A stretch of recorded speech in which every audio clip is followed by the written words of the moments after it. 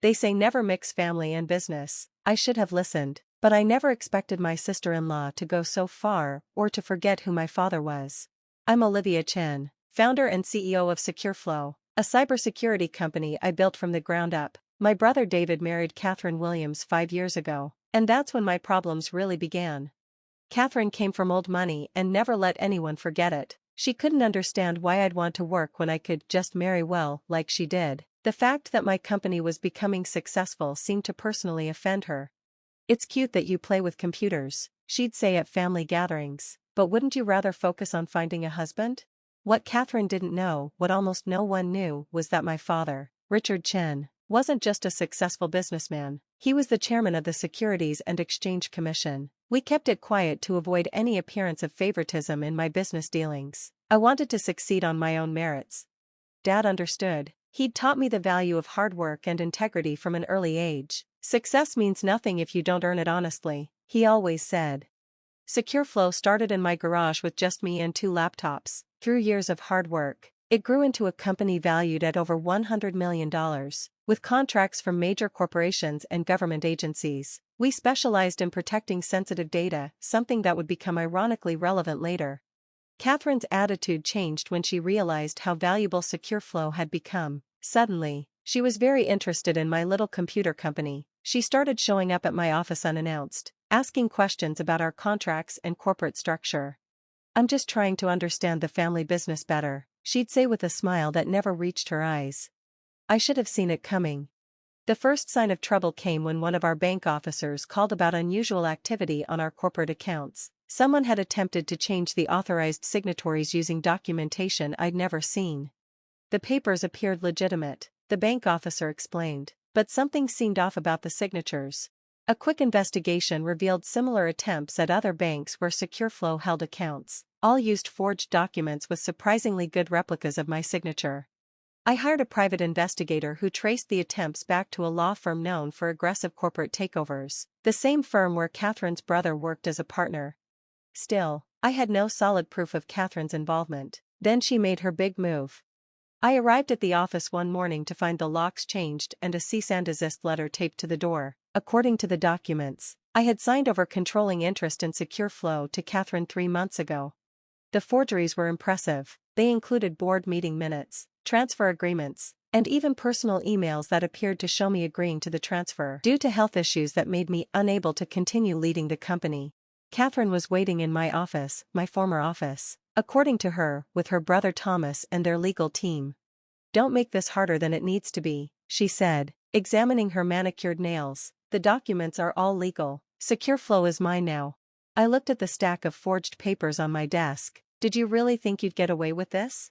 "Get away with what?" She smiled. "You signed everything over to me. It's all perfectly documented. Those signatures are forged." "Prove it." Her smile widened. "By the time you do, I'll have changed everything. New board, new management, new direction for the company. It'll be too late."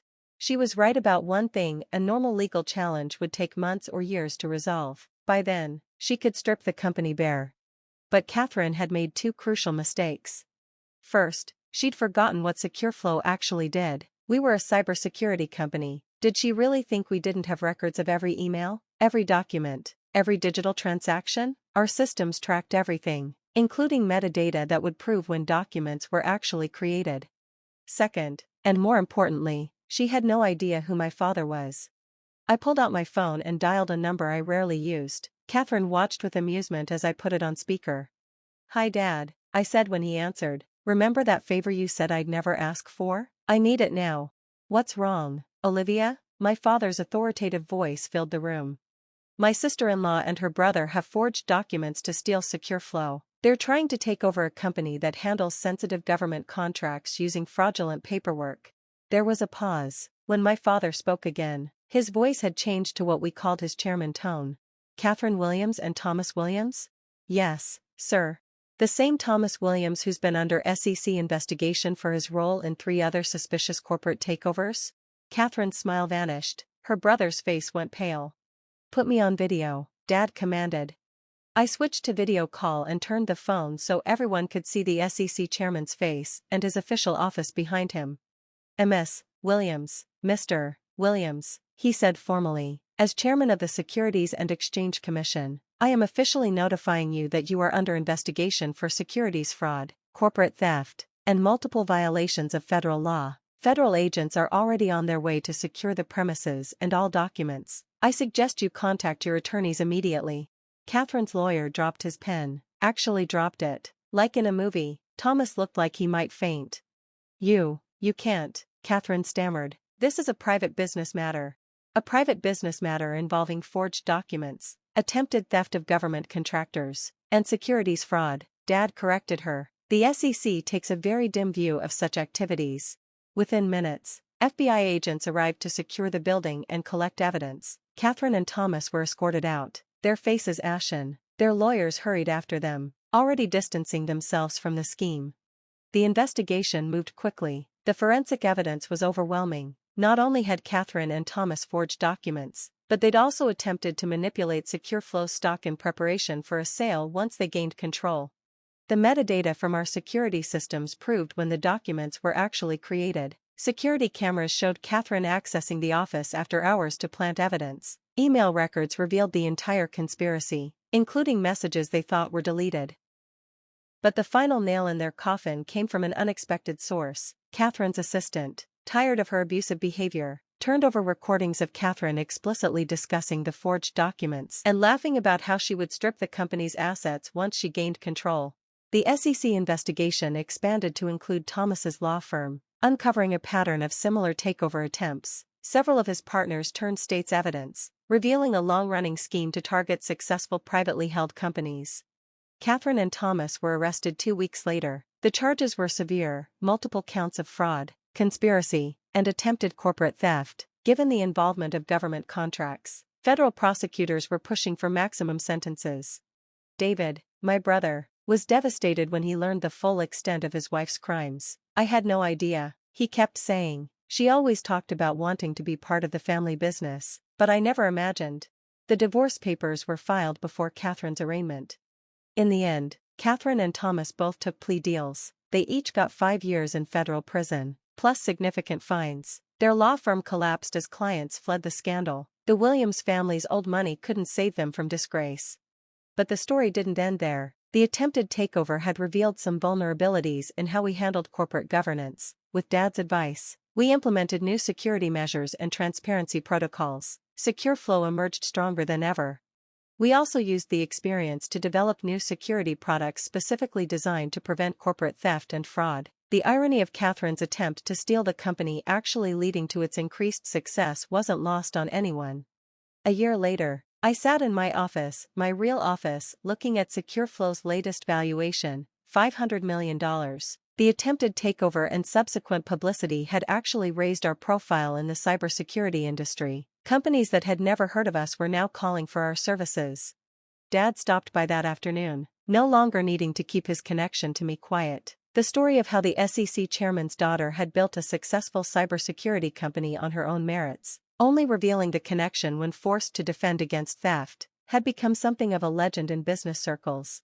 You know, he said, sitting across from my desk, I always knew you'd never ask for help unless it was absolutely necessary. You wanted to succeed on your own. I did, I agreed, but I'm glad you were there when I needed you. That's what family is supposed to be, there for each other, supporting each other honestly, not trying to steal from each other.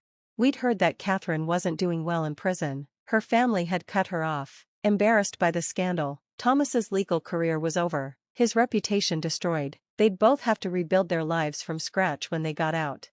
David had moved on, focusing on his medical practice and slowly returning to family gatherings. The experience had changed him, made him more appreciative of genuine relationships over superficial status. As for me, I kept working, kept building, kept innovating. SecureFlow's success continued to grow, but now I made sure everyone knew it was earned through hard work and integrity, not connections or shortcuts. The attempted takeover taught me valuable lessons about trust, family, and the importance of building strong foundations. We implemented new security measures not just in our technology, but in our corporate structure and relationships. Every new employee now hears the story of how our own security systems helped save the company from theft. It's become part of our corporate culture, a reminder that integrity and innovation are our true assets. Catherine's prison sentence will end in a few years. Sometimes I wonder if she's learned anything from this experience. The last I heard, she spends her time in the prison library, reading books about corporate law, whether for redemption or revenge. No one knows. The Williams family's old money and influence couldn't protect Catherine and Thomas from the consequences of their actions. Their attempt to steal what they couldn't earn legitimately cost them everything they already had. Dad still chairs the SEC, continuing his work to protect honest businesses from fraud and theft. Our relationship has grown stronger, no longer needing to hide our connection. He's proud not just of my success, but of how I handled the crisis, using legal means and proper channels even when faced with criminal behavior. Secure Flow continues to evolve and grow. We've opened offices internationally, developed new security products, and built a reputation for unshakable integrity. The company that Catherine tried to steal has become something far more valuable than she ever imagined. Last week, I received a letter from Catherine's prison address. I haven't opened it. Some bridges, once burned, should stay ashes. Instead, I added it to our company archive, a reminder that success built on fraud never lasts, but success built on integrity can withstand any attack. The plaque in our lobby reads, "Security through integrity," words that now carry extra meaning for everyone who knows our story. It's a daily reminder that the best defense against theft isn't just good technology, it's good character. As for that favor I asked from Dad, it remains the only time I've ever requested his help in business. That fact has become as much a part of our company's legend as the attempted takeover itself. It stands as proof that true success comes from earning it honestly, not from exploitation or theft. Catherine tried to steal a $100 million company and ended up in prison. Meanwhile, that same company, protected by integrity and innovation, has grown to 5 times its former value. There's a lesson there about karma, about the true nature of success, and about the importance of earning what you have. In the end, Catherine's greatest gift to Secure Flow was showing us how to become even stronger, more secure, and more committed to our principles. Sometimes the worst attacks lead to the best improvements in security, in business, and in character. The company she tried to steal has become a testament to everything she lacks: integrity, innovation, and earned success, and that's something that can never be stolen, no matter how good the forgeries are.